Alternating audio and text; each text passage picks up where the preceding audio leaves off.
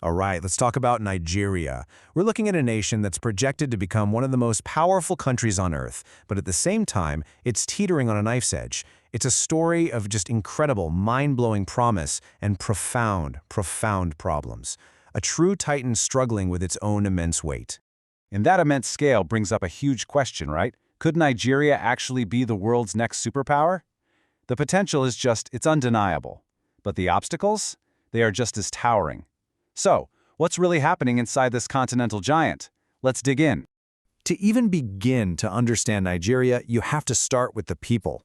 Just try to wrap your head around this number, 241 million individuals. That's not just the largest population in Africa by a long shot. It makes Nigeria the sixth biggest country on the entire planet. And a population that big, well, it translates into some serious economic muscle. Right now, Nigeria has the 52nd largest economy in the world by nominal GDP. That makes it an absolutely crucial engine for the whole African continent. But here's where it gets really wild. That's just today. The trajectory is just astonishing. By 2050, Nigeria is on track to blow past the United States in population, becoming the third largest nation on Earth. The decisions it makes in the next few years are going to shape the rest of our century. So what is driving this titan? Let's pop the hood and take a look at the economic engine. And this is where we immediately run headfirst into Nigeria's central paradox, this story of incredible potential that is constantly colliding with some really immense challenges. You can see that paradox perfectly right here. On one side, you have all this promise. The economy is diversifying away from oil, they're making market-driven reforms, new industries are taking off, it's like a rocket ship. But on the other side, you've got this giant ball and chain holding it back. We're talking crushing inflation, a massive mountain of debt, and huge gaps in basic infrastructure. It's like trying to fly with an anchor tied to you. And that diversification isn't just a talking point, it is happening. The old story of Nigeria's economy was all about one thing, oil, and that made everything dangerously volatile. The new story, though, is driven by services. Think about its world-famous Nollywood film industry, or the booming fintech scene.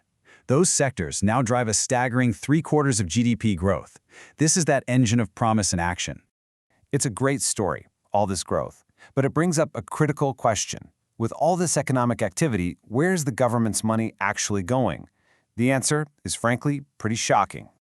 Get this, an estimated 72% of all government revenue is projected to be spent just paying off debt.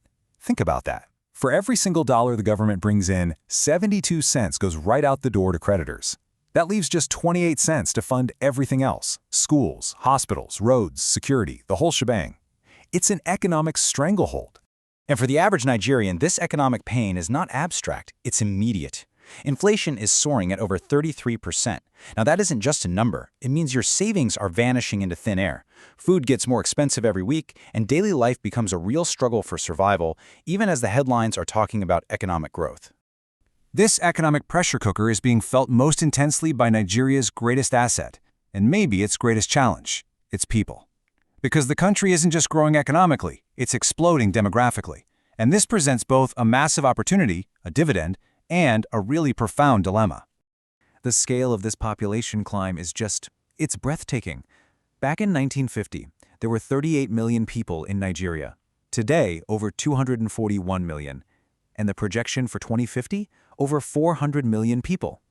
The speed of this shift is almost unprecedented in all human history. And within that massive population, here is the single most important number you need to know: 18. The median age in Nigeria is just 18 years old. This is an incredibly young country, a nation of teenagers and young adults just filled with energy, ambition, and enormous potential. All that youth is what creates the potential for a demographic dividend. Simply put, it's the economic boom that can happen when you have way more people working and producing than you have dependents who need support.